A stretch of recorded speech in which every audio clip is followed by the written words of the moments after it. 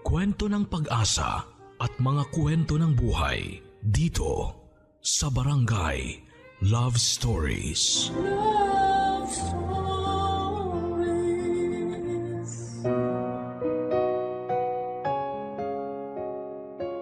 Ang sabi nila, you can't be friends with your ex.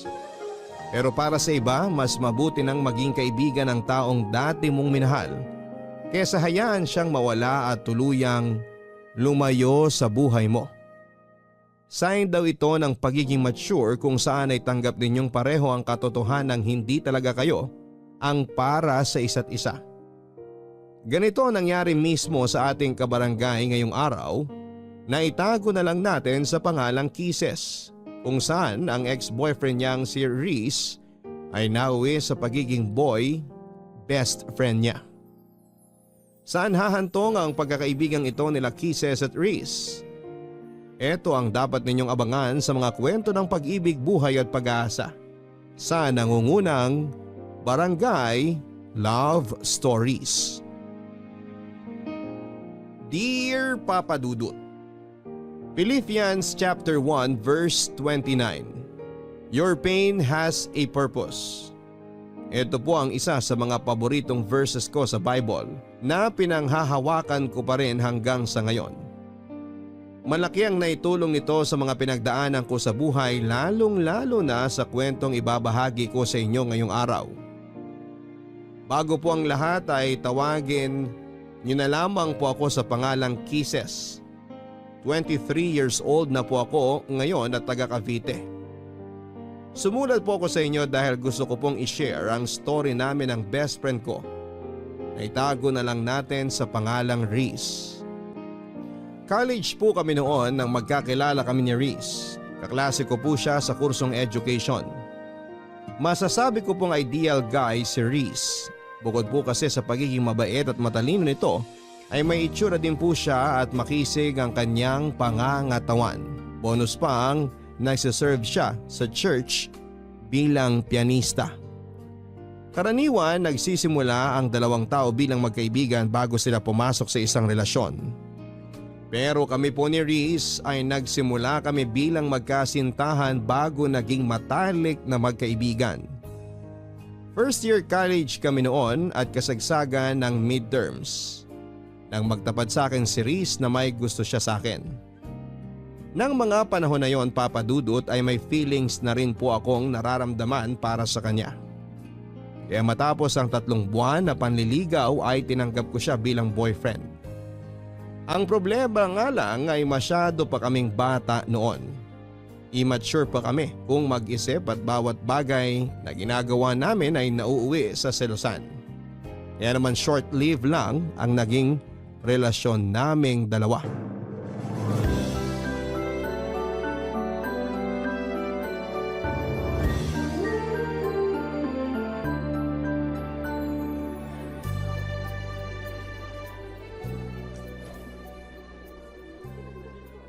Reese, saan pala tayo kakain? Sa cafeteria na lang tayo siguro kumain. Bakit? Gusto mo bang lumabas? Kahit doon na lang tayo sa cafeteria. Nakakatamad din lumabas, ang init kayo. Tsaka kailangan nating pumasok na maaga sa next class natin. Di pa ako nakakapag-review para sa oral recitation mamaya. Oo nga no, may oral pala tayo mamaya. May kopya ka ba ng lesson natin kahapon? Meron, nasa flash drive ko. Gusto mo mag-review na lang tayo habang kumakain? O sige, mas mabuti pa yon. Ah, nga pala. Hindi ako makakasabay pag-uwi mamaya. Bakit? Nag-aya sila Eric eh.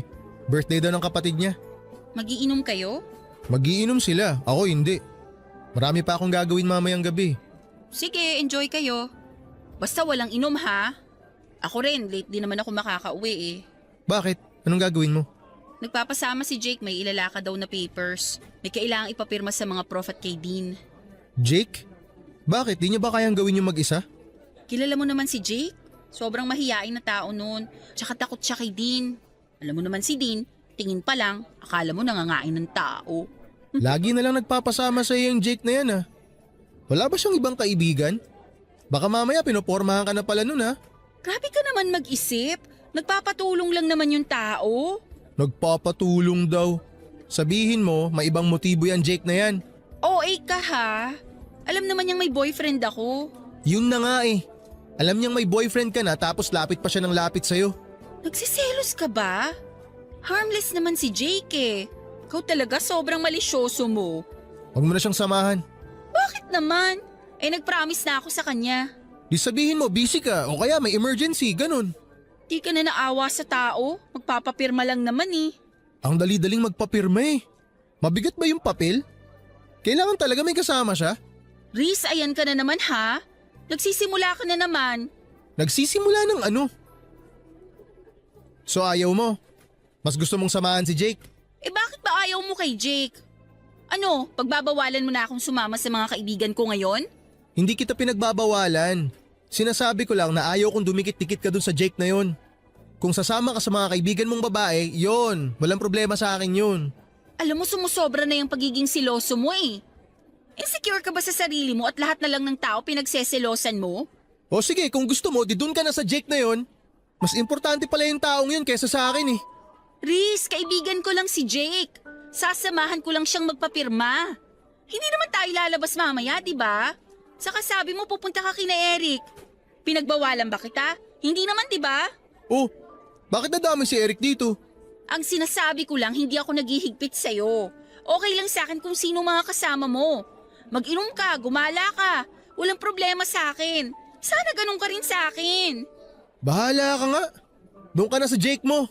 Napakasimpleng bagay ng hinihiling ko, di mo magawa? My gosh, Riz, para kang bata. Di ako na bata. Nawalan na ako ng gana kumain. Oh, ayan. Yan yung flash drive. Mag-review ka mag-isa. Pasama ka doon kay Jake. Riz naman! Oy! Saan ka pupunta? Sa library. Magpapalamig.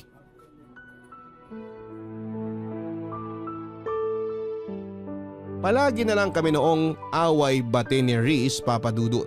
Kaya pareho naming napagdesisyonan na tapusin na lamang ang relasyon namin. Para sa ikabubuti naming dalawa. Siguro ay may iba pang plano para sa amin si Lord. Kaya kami hindi nag-click ni Riz bilang magkarelasyon.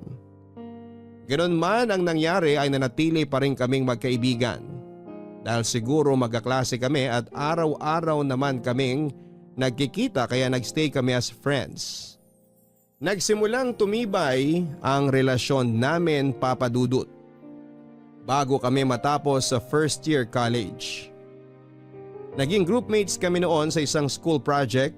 Noong una ay medyo awkward pa kami sa isa't isa dahil nga sa naging past namin pero kalaunan ay nasanay din kami sa bagong setup namin.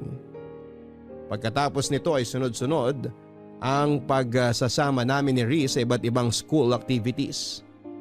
Nagsimula kaming maging study partners kung saan ay nagtutulungan kami sa mga lesson na hirap kaming intindihin. Magaling sa mathematics si Riz, Papa Dudut. Samantalang ako, English naman ang forte ko. Mas lumalim pa ang pagkakaibigan namin dalawa noong inaya niya akong sumama sa church nila. Doon ko lang na-realize na malapit din pala si Riz sa Panginoon. Simula noon ay naging parte na ng routine namin ang magkasamang umattend ng service sa church at sumali sa mga Bible study. Paminsan-minsan ay meron din kaming Bible study sa bahay namin, bahay nila at maging sa school kasama ang iba pa naming kaibigan. Naging hobby na rin naming pareho ang magsulat ng daily devotion na pareho naming binabasa tuwing katapusan ng buwan. Madalas nga ay nagugulat ako, Papa Dudut, dahil kasama ako sa devotions niya na siya namang ipinagpapasalamat ko sa kanya at pati na rin kay Lord.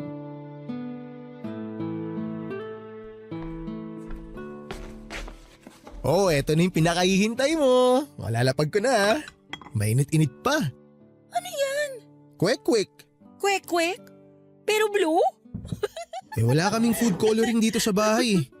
Akala ko kasi automatic na nagiging orange kapag naluto na yung kwek-kwek. Di ko naman alam na kailangan palang kulayan yan. Di tuloy ako nakabili nung namalengke ako. Pero in fairness, okay na rin to para kakaiba. Kwek-kwek mo blue. Uy, nag-effort ako para dyan kaya hindi libre lait. Dapat nga bawal lait ikaw tong pinapakain. Grabe ka. Last month ako ang nagluto ng merienda natin ha. At next month ikaw ulit ang taya. Sige, hahainan din kita ng kakaibang pagkain. Abangan ko yan ha. Ano? Simula na tayo? Ikaw na mauna, total ikaw ang host ngayon. Okay. Nasaan ba yung notebook ko? Ayun. Okay. Blessed are the eyes that see what you see. Luke chapter 10, verse 23. Naalala mo pa ba yung quiz natin kay Prof. Martinez? Alin, yung napagalitan ka? Oo yun. Kaya ako napagalitan kasi inulit ko yung tanong from 1 to 5. Eh hindi ka raw kasi nakikinig. Hindi sa hindi ako nakikinig. Pinaulit ko yung tanong para kay Jake. Si Jake? Bakit? Magkatabi kasi kami ni Jake nung time na yun. Tapos nasa kalagitnaan na tayo ng quiz nung mapansin ko si Jake na may hinahanap sa bag niya. Yun pala wala siyang ballpen. Kaya yun, pinahiram ko siya. Tapos pinaulit ko kay Prof yung questions para makahabol siya. Sabi sa'yo sobrang mahiyain talaga si Jake. Pati paghiram ng ballpen nahihiya. Kung hindi ko siya nakita, malamang bagsak na yun sa quiz. Kaya dapat, thankful tayo kay Lord kasi binigyan niya tayo ng mata. Kailangan gamitin natin tong instrument para tingnan kung sino yung mga taong nangangailangan ng tulong. Huwag tayo magbulag-bulagan. Amen to that. Ayun. O ikaw naman. Ito, favorite ko to Isaiah chapter 43 verse 19. Behold, I am doing a new thing. Sakto tong verse na to sa ginagawa natin ngayon. Itong paggawa ng daily devotions, bago sa routine ko to, sa totoo lang.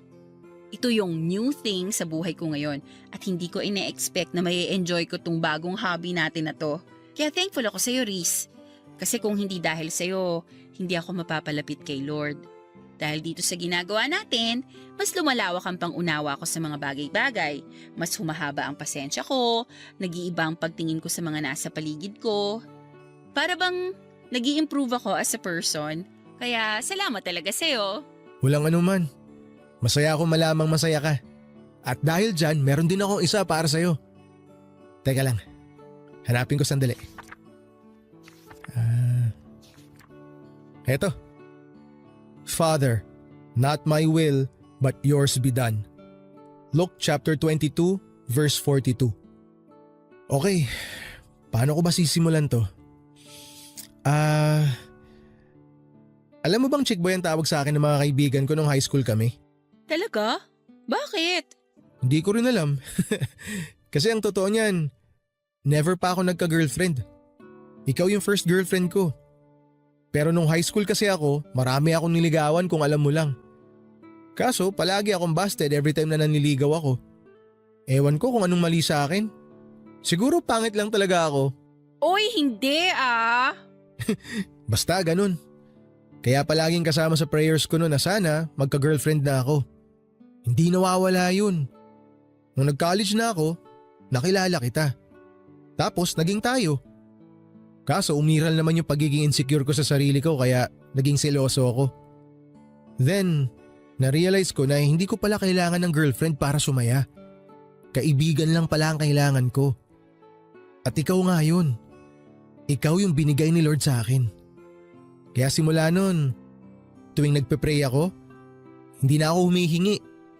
Sinashare ko na lang kay Lord kung ano yung mga problema ko, yung worries ko, at hinahayaan ko na lang na siya ang mag-decide para sa akin. Kasi siya ang mas nakakaalam na magiging takbo ng buhay natin . Grabe ka, natouch naman ako dun. Alam mo, thankful din ako na nagstay ka sa buhay ko kahit hindi nag-work out yung relationship natin. Siguro nga meant to be as friends talaga tayo at hindi lovers. Mas nagkiklik tayo bilang best friends . At siguro, yun ang plano ni Lord sa ating dalawa. Siguro nga. Kaya araw-araw kitang ipinagpapasalamat sa kanya. Ako rin. Oh, walang iiyak ha. Hindi to drama-rama sa hapon. Ikaw kasi. O, tikman mo na muna kaya tong kwek-kwek na niluto ko bago tayo magpatuloy. Amin na nga yung tinidor. Papa Dudut, hindi ko inaasahan na ganon ang naging takbo ng relationship namin ni Reese. Mula sa lovers ay naging matalik kaming magkaibigan. Malimit lamang tayong makakita ng ganitong senaryo dahil karaniwan sa mga naghihiwalay ay bitter sa isa't isa. Sa sitwasyon namin, hindi man kami pinalad pagdating sa intimate love ay naging maswerte naman kami dahil sa pagkakaibigang nabuo namin sa loob ng ilang taon. After 2 years, third year college na kami noon at sa loob ng mga taong lumipas ay mas lumalim pa ang samahan namin ni Reese. Palagi kami magkasama through ups and downs. Naging sandalan namin ang isa't isa tuwing sinusubo kami ng panahon.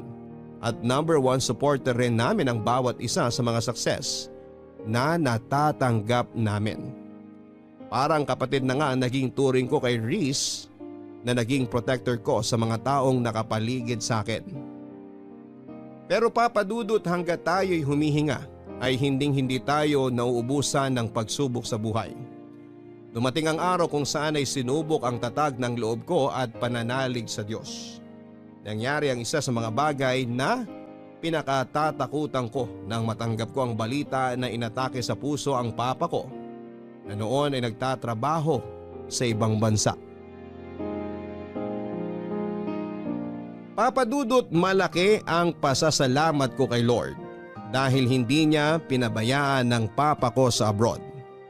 Na-survive ni Papa ang pinagdaanan niya pero dahil sa nangyari ay naapektuhan ng malala ang kalusugan nito.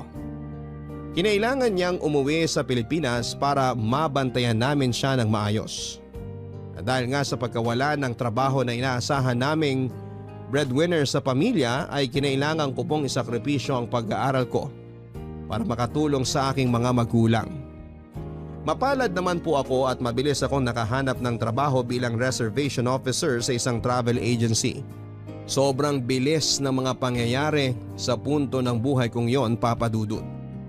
Sa isang iglap ay maraming nabago sa pamilya namin.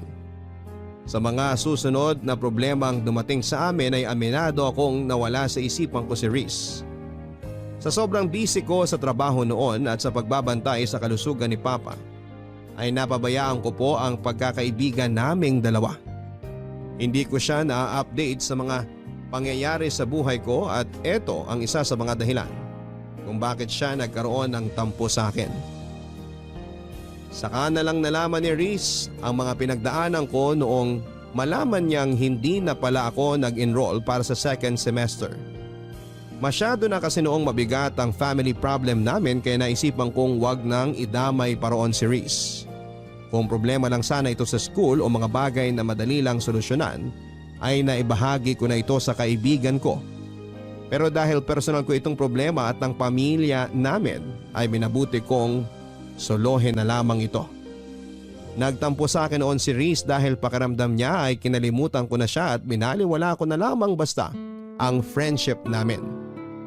Agad ko naman pong inayos ang gusot sa pagitan namin dahil ayoko rin namang masira ang samahan naming dalawa. Reese! Oh, Kisses! Anong ginagawa mo rito? Kanina pa ako pabalik-balik dito sa bahay niyo. Nasa labas ka raw. Naku, pasensya ka na. May pinuntahan kasi ako. May message ako sa'yo kaso hindi mo naman binabasa kaya nagpunta na ako rito. Naku, sorry, hindi ko nabasa agad. Ba't ka ba na pa rito? May problema ba? Gusto ko lang sanang mag-sorry. Alam kong nagtatampo ka sa akin kasi hindi ko nasabi sa'yo yung plano ko na mag-stop muna sa school. Alam mo, aminin ko, medyo nakakatampo nga yun. Nagulat na lang ako nung nalaman ko na hindi ka na pala mag-e-enroll para sa next semester. Para bang feeling ko na nabaliwala lang ako. 'Di ba? Lagi naman tayo nagsasabihan ng problema. Bakit ngayon hindi mo nasabi sa akin? Ang dami kasing nangyayari ngayon eh. Hindi ko na alam kung anong uunahin ko. Tsaka akala ko kasi magagawan pa ng paraan kaya hindi ko na sinabi. Kaso wala eh. So wala na talaga? Hindi ka na mag-e-enroll? Hindi na muna. Magtatrabaho na lang muna ako para makapag-ipon. Sorry Kisses ha. Wala akong maitulong sa problema mo ngayon. Alam mo naman, hikaos din kami. Tsaka yung tita ko lang ang nagpapaaral sa akin. Gustuin ko man tumulong kaso hindi naman kami mayaman. Okay lang yun. Ano ka ba? Sa ngayon, nareremedyohan pa naman namin. Kaya nga ayoko magsabi sa iyo eh kasi alam kong mamumroblema ka rin. Pagdating kasi talaga sa pinansyal, Nahihiya talaga akong magsabi. Uy, nagtatampo ka pa rin ba hanggang ngayon? Tampong kaibigan lang to, huwag kang mag-alala. Naiintindihan naman kita eh. Pero teka, kumusta na pala papa mo? Okay naman na siya. Hindi nga lang pwedeng magpagod.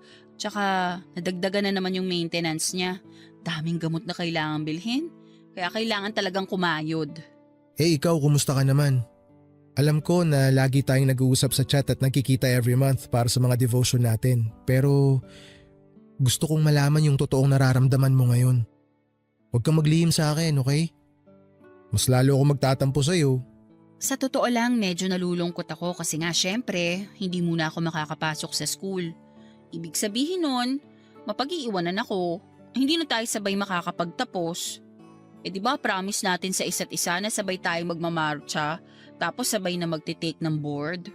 Yun nga sana ang plano. Kaso hindi naman natin hawak ang buhay natin eh. Hindi lahat ng gusto nating mangyari natutupad. Siguro iba ang plano ni Lord sa atin kaya ganito. Pero magtiwala ka lang sa Kanya. Mas maganda ang plano ni Lord kesa sa mga plano natin sa sarili natin. Tama ka dyan. Eh kumusta ka naman sa trabaho mo?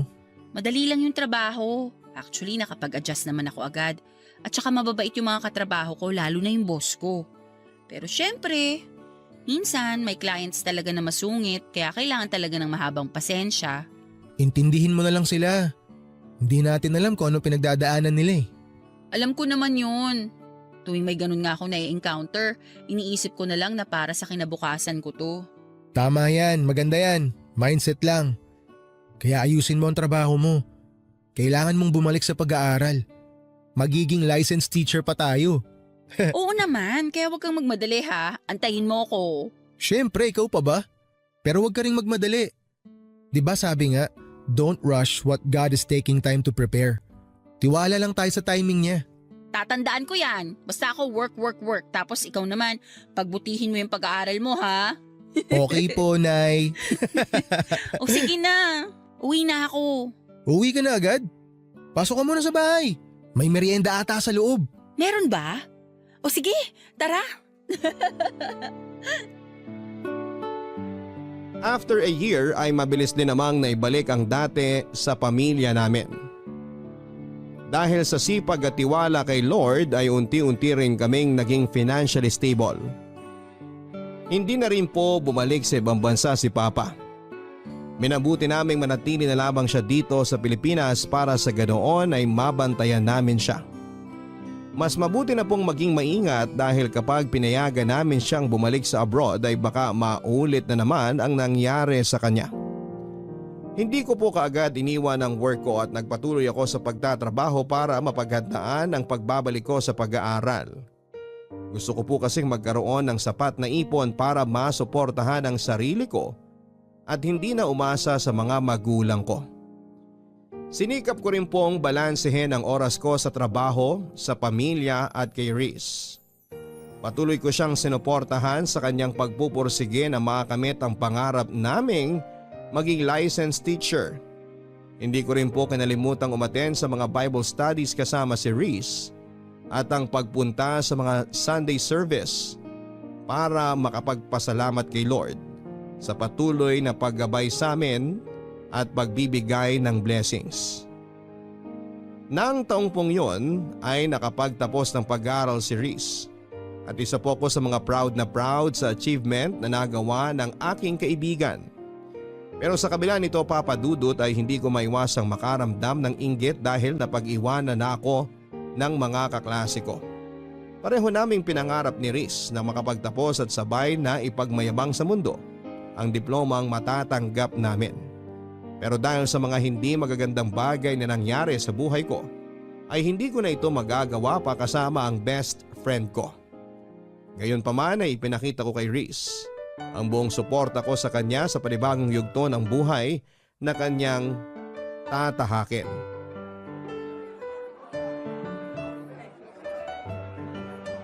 Ate Kisses! Nandito kami!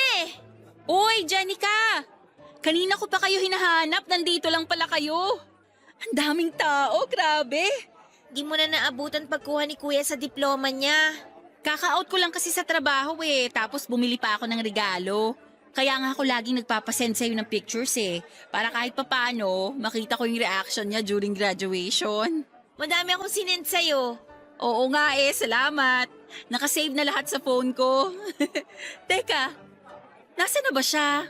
Nagpapapicture pa yata sa mga kaklase nyo. Oh, ayan na pala si Kuya! Kuya, congratulations! Thank you.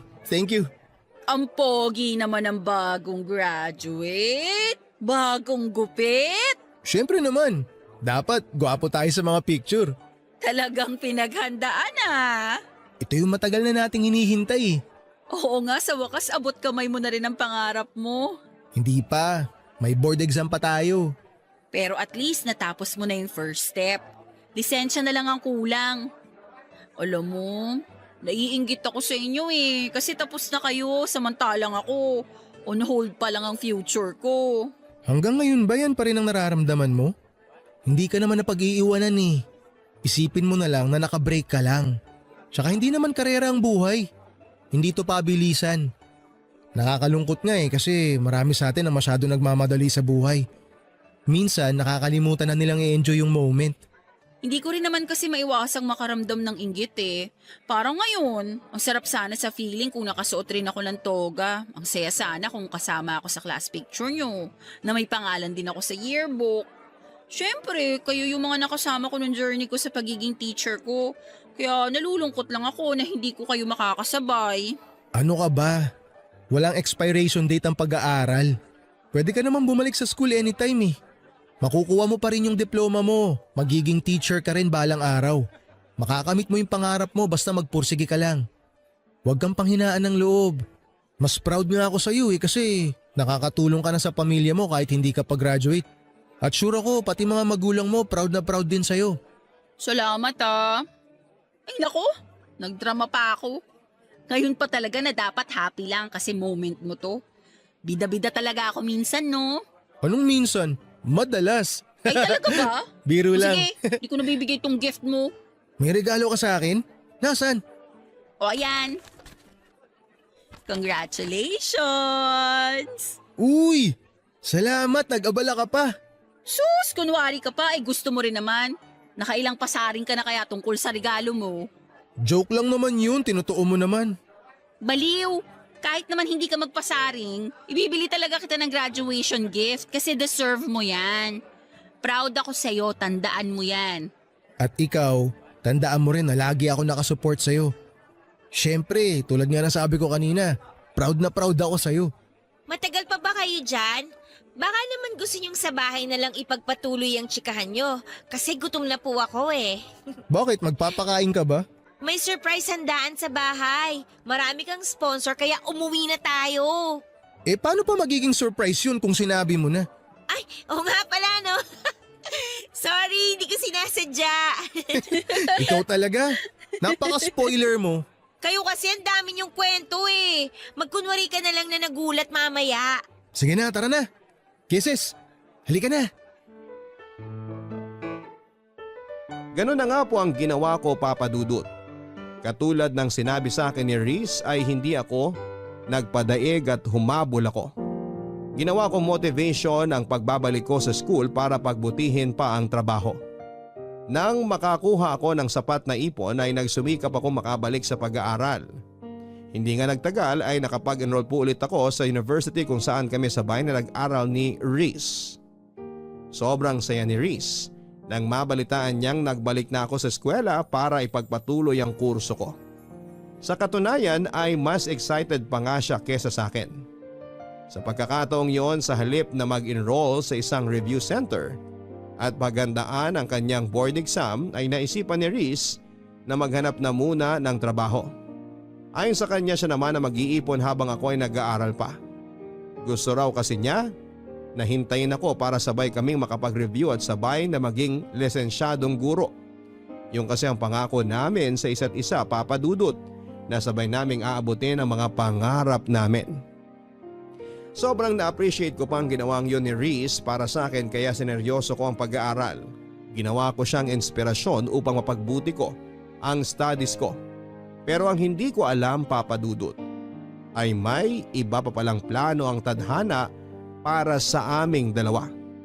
Nasa kalagitnaan na ng school year noon nang isang masamang pangyayari ang naganap. Papadudot kasagsagan noon ang final exam para sa midterms. Karaniwan pagkagising ko sa umaga ay ang cellphone ko ang una kong chinecheck. Pero nang araw na yon ay diretso kagad ako sa CR pagkamulat ng mga mata ko para maligo. Na-late po kasi ako ng gising kaya kinailangan kong magmadali.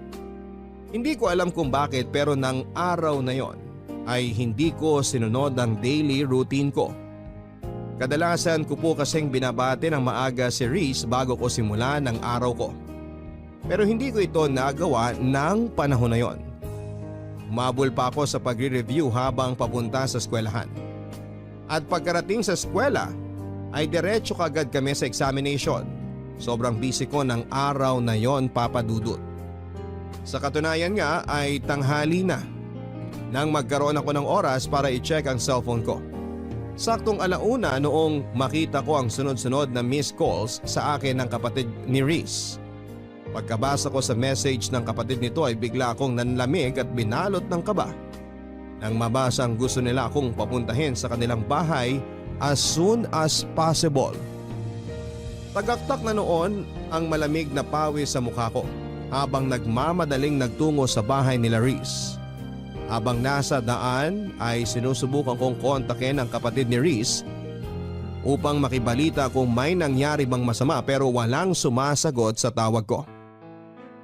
Nagsimulang manginig ang mga tuhod ko nang makarating ako sa bahay nila Reese at makita ang mga itinatayong tolda sa harap ng kanilang bahay. Uy, Jenica! Anong meron? Ate Kisses, si Kuya. Kababasa ko lang sa message mo ba? Bakit may ganito? May nangyari ba? Wala na si Kuya. Bakit? Anong nangyari kay Reese? Nasaan ang kuya mo? Wala na si Kuya, ate. Anong wala na? Linawin mo nga, Jenica. Anong nangyari kay Reese? Patay na si Kuya. Wala na siya, Ate Kisses. Pagkagising namin kaninang umaga, hindi na siya humihinga. Hindi pwede to. Hindi totoo yan. Kausap ko lang siya kagabi eh. Magkausap pa kami kagabi. Lahat kami nagulat din, ate. Hindi namin inaasahan na ganito yung mangyayari. Ano bang nangyari? Bakit hindi na siya nagising? Inatake raw sa puso habang natutulog. Ate, ang hirap tanggapin na wala na ang kuya ko. Inatake sa puso? Ang lusog-lusog ng tao? Bakit siya atakihin sa puso? Ang bata pa niya. Hindi nga rin namin alam kung paano nangyari yun eh. Alam naman natin kung gaano kaalaga si kuya sa katawan niya. Nasaan na siya ngayon? Nasa punerarya pa rin siya hanggang ngayon. Mamayang gabi pa raw darating yung labi niya. Ano ba yan? Kausap ko lang siya kagabi eh. Ang saya-saya lang namin nagkukwentuhan bago ako natulog. Walang nag-expect na mangyayari to, ate. Wala man lang nga siyang pahiwatig eh. Huli kami nag-usap nung kumain kami ng hapunan. Pagkatapos nun, nagstay na siya sa kwarto niya. Nag-uusap kami ng mga oras na yon. Nag-good luck pa nga siya sa akin kasi may exam ako. Ang daldal niya pa kagabi. Ang dami niyang gustong pag-usapan. Alam ko na ginawa ko. Pinatulog ko siya. Kako gabi na't may exam pa ako kinabukasan. Tsaka may work din siya kaya maaga ako nagpaalam sa kanya. Nangulit pa nga siya eh. Ayaw niya akong tigilan. Kung alam ko lang sana na yun pala yung huli naming pag-uusap. Hindi ko na lang sana siya pinilit matulog. Sana nakipagpuyatan na lang ako sa kanya. Ganyan naman tayo lagi eh. Sa sobrang kampante natin sa buhay natin, nakakalimutan nating hiram lang pala natin to. Ang dami ko rin pagsisisi. Sobra. Sabi pa nga niya, ililibre niya ako pagkatapos ng exam ko kasi alam niyang hell week ko ngayon. Yun pala, Mas malala pa to sa Hell Week ko. Nakwento rin niya sa akin yan. Sobrang busy ka raw kasi exam, kaya sobrang miss ka na niya. Alam mo ba kung ano huling message ng kuya mo sa akin? I love you. Anong sinagot mo sa kanya? Nag-I love you too ako. Mabuti na lang. Mabuti na lang sinagot ko siya pabalik kasi kung hindi, habang buhay ko yung pagsisisihan. Ang daya! Ang daya ng kuya mo! Bakit naman siya nang iwan ng ganito? Ang dami pa naming plano eh. Nangako siya na hihintayin niya ako makapagtapos para sabay kaming mag-take ng board. Nag-promise siya na ba panoorin pa niya akong magmarcha. Magiging teacher pa siya dapat eh. Ikaw na lang, ate, ang magpatuloy sa mga pangarap ni kuya. Alam kong gagabayan ka niya kahit wala na siya. Paano ko gagawin yun kung wala na yung kaisa-isang tao na nagbibigay ng inspirasyon sa akin? Porke ba wala na si kuya, titigil ka na? Tingin mo gugustuhin niya yon? Hindi ako titigil. Hindi ko alam kung paano ko haharapin ang mga susunod na araw ngayong wala na si Riz. Alam kong hindi ka niya pababayaan. Hindi ka rin pababayaan ni Lord. Si Lord? Siya na pinabayaan ng kuya mo? Bakit naman niya hinayaan na mangyari to kay Riz? May dahilan siya, ate. Huwag natin siyang sisihin sa nangyari. Eh sinong sisisihin natin? Wala. Kasi parte na ng buhay natin ang kamatayan.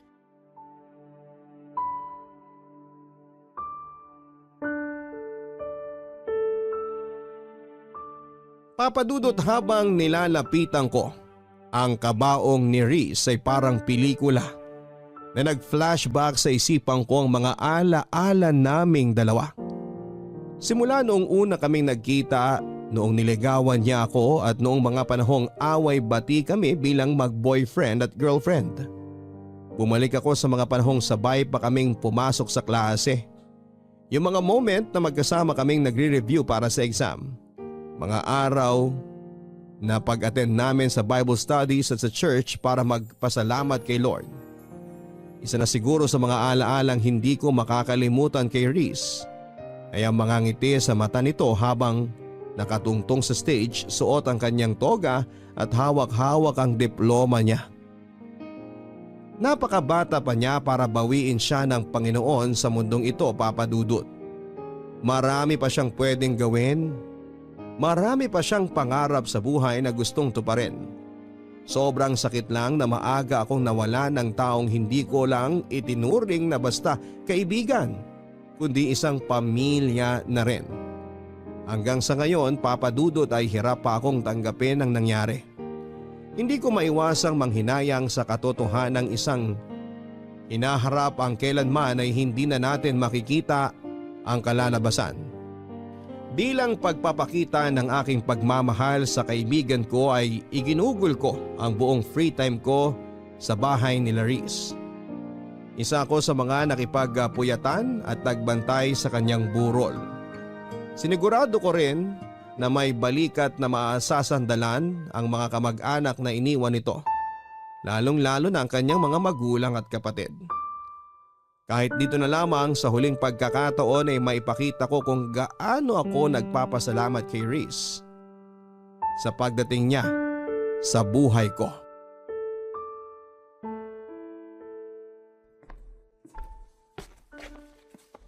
Oh, Ate Kisses, gising ka na pala. Pasensya na, nakatulog ako. Hindi ko na namalayan. Okay lang. Kailangan mo ring magpahinga. Gabi-gabi ka nang nagpupuyat eh. Hindi ko maiwan-iwan ang kuya mo eh. Kahit na ito na lang yung huling pagkakataon na maipakita ko yung respeto at pagpapasalamat ko sa kanya. Ipinagtabi pala kita ng pagkain sa kusina. Kung nagugutom ka na, kumain ka muna. Hindi ka na namin ginising kanina kasi alam kong pagod ka. Salamat Mamaya na lang ako kakain. Pogi ng kuya mo sa graduation picture niya, ano? Pinaghandaan niya yan eh. Di ba nga nagpagupit pa siya? Sabi kasi niya, forever na yung picture na yan. Yan yung katangi-tanging picture na may pagmamalaki niya sa lahat. Milestone picture daw. Kumbaga sa computer games, yan yung patunay na natapos na niya yung last level kaya level up na sa bagong stage. Tapos magagamit lang pala para sa burol niya. Nang saklap. Ganda ng mga ngiti niya, oh. Yan yung isa sa mga mamimiss ko sa kanya. Yung smile niya. Ako, ang mamimiss ko sa kanya, yung araw-araw na pambubulabog niya sa akin tuwing umaga kapag late na ako sa school. Laging on time yung taong yan eh. Ayaw niyang nalilate. Mahalaga ang oras para sa kanya. Tama ka. Inis na inis nga ako sa ugaling niyang yan noon eh. Kasi lagi siya nagmamadali. Kesyo baka matraffic daw o baka mawala ng masasakyan. Pero ngayon, yan na yung bagay na hinahanap-hanap ko. Totoo nga no, na tsaka lang natin marirealize ang kahalagahan ng isang bagay kapag nawala na to sa atin. Mga bagay na tinitake for granted lang natin pero malaki pala ang impact kapag nawala na. Oo nga. Tulad ng oras. Inuubos natin yung buong araw sa pagbababad sa social media. Hindi natin alam. Nababawasan na pala yung oras na dapat kasama natin yung mga taong mahal natin. Wala eh. Nasa huli talaga ang pagsisisi. Alam mo, habang nagsusulat ako ng devotion kaninang umaga, sakto yung Bible verse na nabasa ko. Anong verse, ate? Philippians chapter 1, verse 29. Your pain has a purpose. Ilang oras akong nakatunganga lang sa verse na yan. Iniisip ko kung anong purpose ng pain na nararamdaman ko ngayon. Kaso, kahit anong isip ko, wala akong makitang rason kung bakit kailangan nating masaktan ng ganito. Siguro hindi pa natin makita yung rason ngayon kasi nga nagluluksa pa tayo. Pero lahat naman ng tao dumadaan sa pagsubok, di ba? Para mas tumibay, para matuto. Ang hirap lang kasing tanggapin. Hindi ko siya maiwasang tanungin kung bakit si Riz. Bakit siya pa? Worth it pa na mawala si Riz para lang tumibay ako? Para matuto ako? Kasi para sa akin hindi. Alam mo kung bakit? Kasi si Riz ang nagpapatibay sa akin. Dahil sa kanya, marami akong natututunan. Ang kuya mo ang dahilan kung bakit ako mas napalapit kay Lord. Pero sa nangyayari ngayon, hindi ko alam kung mananatili pa ba ako sa dating pananampalataya ko sa nakakataas. Huwag mong questionin si Lord, ate. Kasi siya ang mas nakakaalam ng lahat kaysa sa atin. Isipin mo na lang, ang ubas kailangan pigain para maging masarap na wine, di ba? Kung hindi mo gagawin yun, hindi ka makakabuo ng wine. Ang mga nanay, kailangan nilang dumaan sa masakit na proseso ng panganganak bago nila makuha yung blessing na regalo ni Lord. Kayo ni Kuya, kayo ang best example ng Bible verse na binanggit mo. Naging kayo, nasaktan ninyo yung isa't isa, pero ano ba yung kinalabasan ng lahat ng yun? Naging mag-best friends kayo, di ba? Kaya tama nga na every pain and suffering na nararanasan natin, talagang may rason. Sana nga worth it ang kapalit ng sakit na nararamdaman ko ngayon. Kasi kung hindi, habang buhay kong sisisihin si Lord sa ginawa niya. Ate, kailangan nating makaramdam ng pain para mag-grow tayo as a person. Siguro hanggang dito na lang talaga yung oras ni Kuya sa mundong to. Siguro ang purpose niya lang talaga para magabayan ka. Ginamit siyang instrumento para mas mapalapit ka kay Lord. Sa tingin mo ba, matutuwa si Kuya kapag nalaman niyang galit ka ngayon sa Diyos? Masisisi mo ba ako kung ganito ang nararamdaman ko ngayon? Alam kong masakit ang nangyari. Ako rin naman mas doble nga ang sakit sa akin kasi kuya ko yung nawala Pero hindi na maibabalik si kuya ng galit natin. Magalit man tayo sa mundo, magalit man tayo kay Lord, magalit man tayo sa lahat ng tao, hindi na mabubuhay pa si kuya. Kaya alisin mo na yung galit mo dyan sa puso mo, ate. Para na rin kay kuya.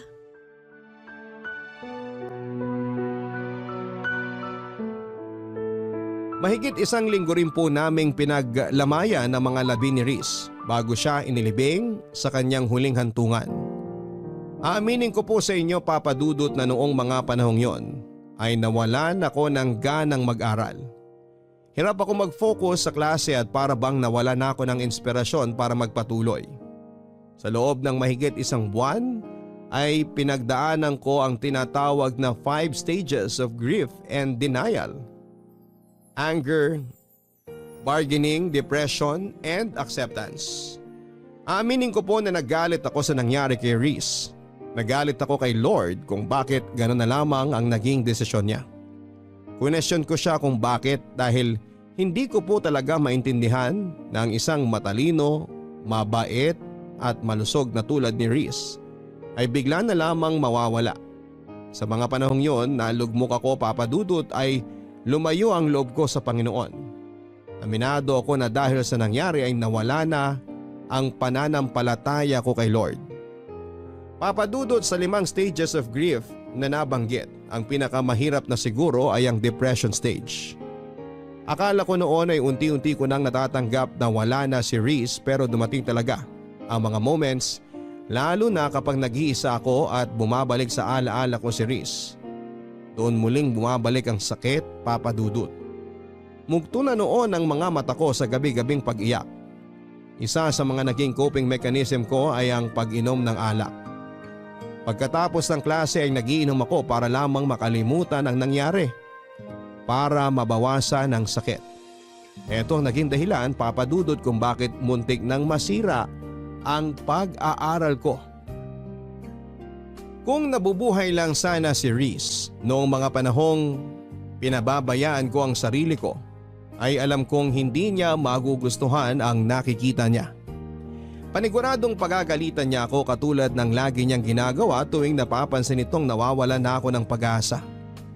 Lagi niyang sinasabi noon na kapag dumating ako sa puntong tila ba wala nang sagot ang problema ko at wala nang taong matatakbuhan ay lumapit lamang ako kay Lord.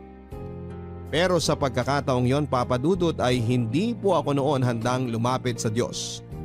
Dahil nagtatampo pa ako sa nangyari kay Riz. Hanggang isang gabi ay dinalaw ako ni Riz sa panaginip ko. Masaya siya. Ang kislap sa mga mata nito ay katulad ng mga ngiti niya noong nag-graduate siya sa college. Kinausap niya ako sa panaginip ko, Papa Dudut, at sinabing kailangan kong magpatuloy. Kailangan kong magpakatatag. Hindi lang para sa sarili at pamilya, kung hindi para sa mga pangarap naming dalawa. Nangako siyang patuloy niya akong sosuportahan at i-guide sa bawat hakbang na gagawin kahit na wala na siya sa tabi ko. Nagising akong luhaan at mabigat ang dibdib at mabilis akong nag-usal ng panalangin at nagpasalamat na sa kahit huling pagkakataon ay muli kong nakausap si Riz. Nang araw din na yun ay nagtungo ako sa church namin at doon ay bukas palad akong sinalubong ng church pastor namin na si Pastor Domingo.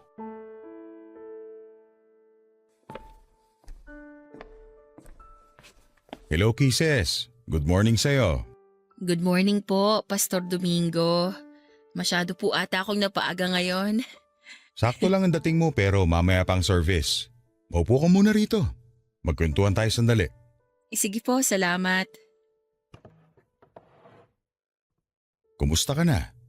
Ngayon na lang ulit kita nakita rito Oo nga po Marami lang po kasi akong ginawa nitong nakaraang linggo, kaya po hindi na ako nakapunta rito. Nabalitaan ko nangyari sa kaibigan mong si Riz. Gusto kong malaman mo na nakikiramay ako sa pinagdadaanan mo ngayon, Kisses.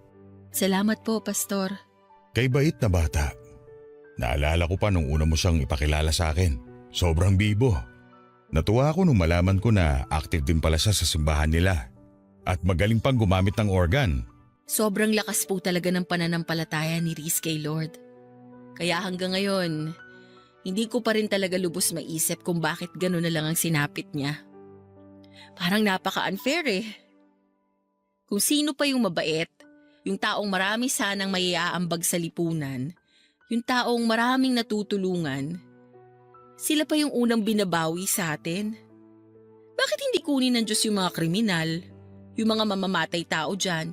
Dapat kinuha niya yung mga taong hindi takot gumawa ng kasalanan kasi sila ang dahilan kung bakit sobrang dumi ng mundo.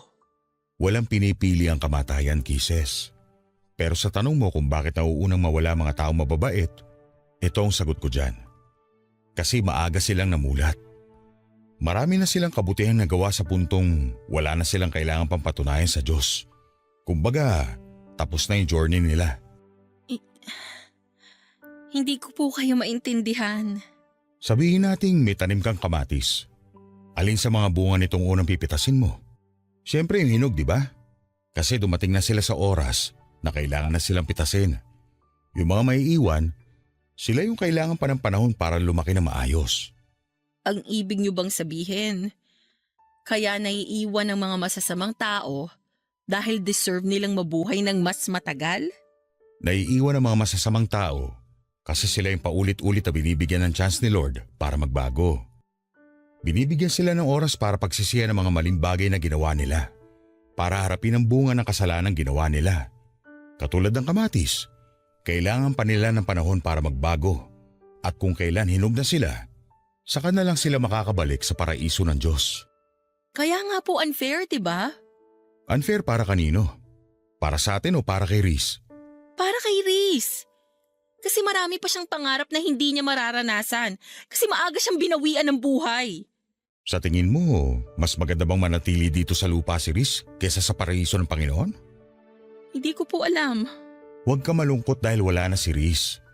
Ituring mo siya na mapalad dahil nasa langit na siya kasama ang Panginoon. Hindi niya na kailangan pa mag-suffer sa mundong ito na puno ng kasalanan. Magdiwang ka kasi nasa paraiso na siya, ang lugar na may panghabang buhay na kapayapaan. Sobrang miss ko na po talaga siya, Pastor. Gamitin mo ang mga alaala niya para magpatuloy. Mahirap ang mawala ng mahal sa buhay. Pero once na tinanggap mo na ang katotohanan ng nasa masayang lugar ng kaibigan mo, sigurado akong hindi na sakit ang magiging dulot ng mga alaala niya, kundi saya at pasasalamat na kahit sa maikling pagkakataon ay nagkakilala kayong dalawa. Lagi ko po yung tatandaan. Marami pong salamat, Pastor. Walang anuman. Gusto mo bang maging Bible reader sa susunod na linggo? Sige po. Pwede po ba? Oo naman, pwede. O siya, maiwan na kita rito ha. Kailangan ko pa mag-prepare para sa service natin. Maraming salamat po ulit, Pastor. Huwag mong hayaang sirain ang nararamdaman mo ang pananampalataya mo sa Diyos. Malalampasan mo rin lahat to. Magtiwala ka sa Kanya. Papadudot, muli akong nabigyan ng pag-asa nang makausap ko si Pastor. Tama ang mga sinabi niya at alam kong yun din ang bagay na sasabihin sa akin ni Reese kung nabubuhay pa siya, Papadudot. Unti-unti nga ay nakatungtong din ako sa acceptance stage. Sa mga sumunod na buwan ay tinanggap din ng sistema ko na wala na talaga si Reese. Mahirap pero kinailangan kong magpatuloy at ginamit kong motivation ang mga pangarap naming dalawa ni Reese. Kasabay nito ay ang muling pagbabalik ng tiwala ko kay Lord. Humingi rin ako ng tawad sa kanya dahil question ko siya. Isang bagay na naging defense mechanism ng mga taong nasasadlak sa buhay. Mag-isa man ay pinagpatuloy ko ang pag-aaral ko, Papadudot.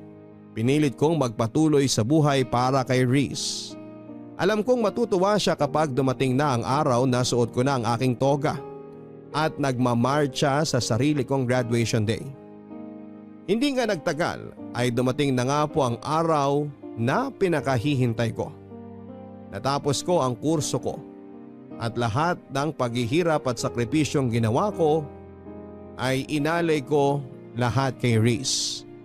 Habang inaabot ko ang aking diploma sa stage ay hindi ko po maiwasang malula habang ini-imagine ko na na isa si Reese sa mga daang taong nanonood sa crowd. Pumapalakpak at humihiyaw para sa tagumpay na nakamit ko. Pagkatapos ng graduation ay nagkaroon ng kaunting salo-salo sa bahay para i-celebrate ang pagtatapos ko ng pag-aaral. Inimbita ko ang kapatid ni Reese pati ang mga kaibigang naging parte ng college years namin at doon ay sinariwa namin ang mga naiwang ala-ala ni Reese. Guys, kain lang kayo ha. Bawal ang mahiyain dito. Ate Kisses! O Jenica, kanina pa kita hinihintay. Kala ko di ka na darating eh. Dumaan pa kasi ako sa puntod ni Kuya eh. Ako na nagbalita sa kanya na graduate ka na. Talaga ba? Plano ko ring bisitahin siya bukas eh. Halika, kumain ka muna. Ito pala yung gift ko sa'yo, ate. Congratulations! Naku, thank you. Tapos, ito naman, galing kay Kuya. Ha? Habang naglilinis kasi ako ng kwarto niya, nakita ko tong notebook sa desk niya. Dito niya sinusulat yung daily devotions niya. Alam ko na once a month, binabasa niyo sa isa't isa yung mga devotion ninyo. Kaya gusto kong ibigay sa'yo to. Gusto kong mabasa mo yung mga huling devotion niya. Hindi naman siguro magagalit si Kuya na pinakialaman ko yung gamit niya, di ba? Tsaka, alam ko naman na gusto rin niya na mabasa mo yung mga final devotion niya. Salamat, Jenica ha. Ito na siguro yung pinakamagandang gift na na-receive ko ngayong araw. Kumusta ka naman na, ate? Eto, nagpapatuloy pa rin sa buhay. Tatapusin ko tong pangarap namin ni Reese. Promise ko yan eh. Malapit na! Ilang kembot na lang! Oo nga. Pero mahaba-haba pa to. Kailangan ko pang mag-review para sa board. At kailangan ko pang pumasa para makakuha ng lisensya. Kayang-kaya mo yan, ikaw pa! Oo naman, kakayanin ko to. Pero alam mo, aaminin ko sa'yo. Sobrang miss ko na si Reese. Araw-araw kong pinagpipray na sana dalawin ulit niya ako kahit sa panaginip lang. Sobrang thankful nga ako sa'yo, ate eh. Kasi nandyan ka na nagmahal kay Kuya nung nabubuhay pa siya. At least dahil sa'yo, naging masaya ang buhay niya. Sabi nga nung nabasa kong quote sa Facebook, kapag naging kaibigan mo raw ang ex mo, ibig sabihin nun, hindi tumigil yung pagmamahal mo sa kanya. At totoo naman yun kasi nakita ko kung gaano nyo kamahal ang isa't isa. Wala naman sa label yan eh. Best friends man yan o jowa, ang pinakamahalaga pa rin at the end of the day, mahal nyo yung isa't isa. Yun ang ginawa namin ni Reese. Kaya mas lalong lumalim yung relationship namin. Natumbok mo, ate! So, ano na palang plano mo after graduation? Mag-work ka ba or magpe-prepare ka na kagad para sa exam? Mag-e-enroll na agad ako sa review center. Gusto ko makakuha ako agad ng license para makapag-start na akong magturo. Abot kamay ko na tong pangarap namin ni Reese eh. Kaya ayoko nang patagalin pa. Ngayon pa lang, i-congratulate na kita, ate. Good luck sa'yo, ha? Palagi kitang isasama sa prayers ko. Salamat. O sige na, kumain ka na dyan. Magpakabusog ka ha, huwag kang mahiya. Nagluto talaga si mama ng maraming handa para sa araw na to. Maiwan na muna kita dyan ha. Nag-prepare kasi ako ng message eh. Gusto ko magpasalamat bago umalis yung ibang bisita. Sige lang, ate. Huwag mo na ako alalahanin dito. Good afternoon po sa inyong lahat. Habang kumakain kayo, gusto ko lang magpasalamat sa mga taong naging parte ng journey ko na to. Siyempre, una sa lahat, kay Lord, dahil hindi niya ako binitawan at patuloy niya akong ginabayan sa pag-aaral. Second, sa family ko, especially kina mama at papa na walang sawang sumuporta sa akin at nagpagod para lang makapag-aral ako. Sa mga kaibigan at kaklase ko na nagpakopya sa akin, joke lang po. At kay Reese, na naging inspirasyon ko. Kung nasan ka man ngayon, alam kong nakikinig ka. Congratulations! Congratulations sa ating dalawa. Gusto kong malaman mo na araw-araw kitang namimiss. At kahit na nasa langit ka na, Alam kong nag-cheer ka pa rin para sa akin. Lagi kang magiging isa sa mga rason ng lahat ng tagumpay na matatamasa ko. Kahit na magkaroon ako ng sariling pamilya, lagi akong maglalaan ng puwang sa puso ko para sa'yo. Thank you, Reese. Until we meet again. I love you sa pinaka-the best na best friend sa buhay ko.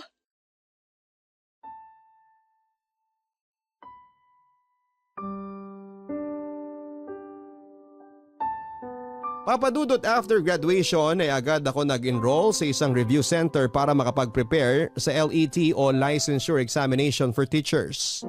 November noong 2019 nang maipasa ko ang board exam. Labis ang pasasalamat ko kay Lord nang makita ko ang pangalan ko sa listahan ng mga nakapasa.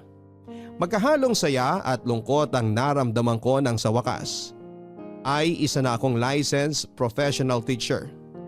Masaya ako dahil nakamit ko na ang pangarap naming pareho ni Reese. Pero may kaunting lungkot din na nararamdaman dahil mag-isa na lamang akong nakaabot nito. Noong nahinto ako sa pag-aaral ay si Reese ang nagpatuloy sa pangarap naming makapagtapos. Ngayon naman ay turn ko na para ipagpatuloy naman ang nasimulan namin ni Reese. Ito ay ang makapagturo ng hindi lang impormasyon sa mga kabataan kundi magsilbing role model na rin at magtanim ng magagandang asal para sa mga susunod na henerasyon. Hanggang dito na lamang po ang aking kwento, Papa Dudut, at sana ay gawin din itong inspirasyon ng inyong mga listeners lalo na sa mga mag-aaral ngayon. Maraming pagsubok at balakid na ibabato si Lord sa ating buhay pero hindi niya ito ibibigay dahil gusto niya tayong pahirapan. Kung hindi ginawa niya ito para patibayan tayo sa pagharap ng panibagong yugto ng ating buhay. Ang inyong forever kapuso at kabarangay, Kisses. Totoo nga na hindi tayo bibigyan ng Panginoon ng mga pagsubok na hindi natin kayang lampasan. Si Kisses ang nagpatunay niyan ngayong araw. Nawalan man siya ng kaibigan pero nagpatuloy pa rin siya sa buhay hanggang sa maabot niya ang kanyang pangarap. Minsan mga kabarangay ay kailangan nating makaranas ng masasamang bagay sa buhay natin dahil ang mga bagay na ito mismo ang magbibigay sa atin ng kalinawan tungo sa tamang direksyon na dapat nating tahakin. Lagi nating tatandaan na tuwing tayo'y nalulugmok sa problema, lagi nandyan ang Diyos na handang gumabay sa atin. Hanggang sa muli, ako po si Papa Dudut sa mga kwento ng pag-ibig, buhay at pag-asa sa Barangay Love Stories number 1.